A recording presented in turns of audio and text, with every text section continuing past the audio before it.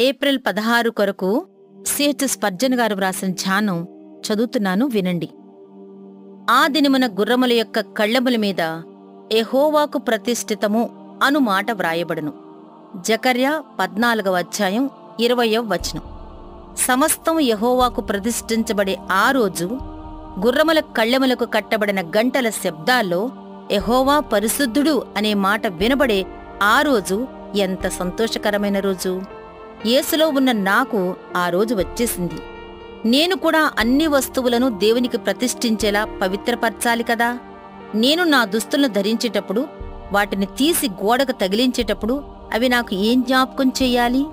నా ప్రభువైన యేసుక్రీస్తు నాకు అనుగ్రహించిన నీతి వస్త్రాలనే కదా. నేను చేసే ప్రతి పని ప్రభువుకు చేసే పరిచర్యలాగే చెయ్యాలి.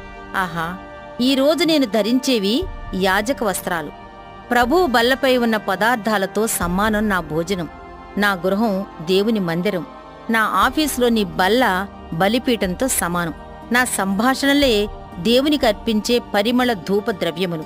నేనైతే ఆయన యాజకుణ్ణి. ప్రభువా, నీ వాగ్దానాన్ని నెరవేర్చు. నాకు చెందినదేది దేవుని మందిరానికి చెందని సామాన్యమైన వస్తువుగా, అపవిత్రమైన వస్తువుగా ఉండకూడదు. విశ్వాసంతో దీనిని కోరుకుంటున్నాను. అలా జరుగుతుందని నమ్మితే అలా జరిగించటానికి కావలసిన సహాయం నాకు దొరుకుతుంది. నా మట్టుకు నేనే యేసుక్రీస్తుకు చెందిన స్వాస్థ్యాన్ని. నాకున్న సమస్తమైన వాటి లెక్క ఆయన తీసుకోవాలి.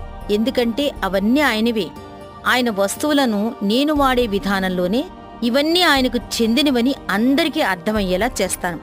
ఉదయం నుండి సాయంత్రం వరకు సంతోషకరమైన, పరిశుద్ధమైన అధికారంలోనే జరగాలని నేను ఆదేశిస్తాను. నా ఇంట్లో ఉన్న గంటలు ప్రభువును స్తుతిస్తూ మోగుతాయి. అవే కాదు, నా గుర్రాల కళ్ళెములకు ఉన్న గంటలు కూడా ప్రభువును స్తుతించే శబ్దాలు చేస్తాయి.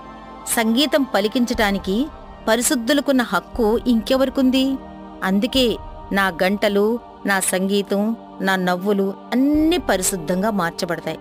సంతోషంగా ఉన్న దేవుడు అని ఆయన నామాన్ని కొనియాడుతూ శబ్దాలు చేస్తాయి.